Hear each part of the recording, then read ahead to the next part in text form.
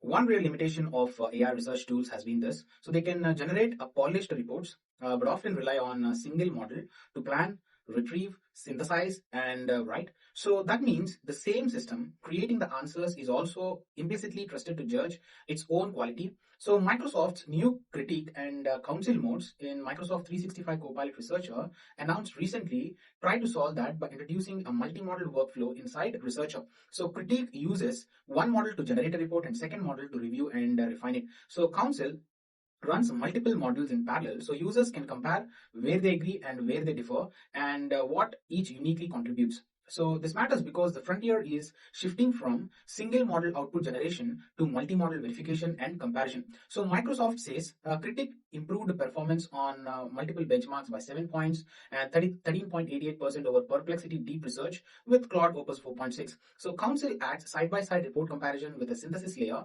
that highlights consensus and divergence. So, but these capabilities are currently limited to the Microsoft 365 Copilot Frontier program with the tenant admin controls over access to Critic Council and third-party models like Claude. So, Critic becomes the default researcher experience with when Auto is selected in the model picker, while Council remains an optional comparison mode. So, the real takeaway is this. So, Microsoft 365's Copilot's Critic and Council modes are a step towards more trustworthy enterprise AI. But the question is no longer just whether Copilot can generate research.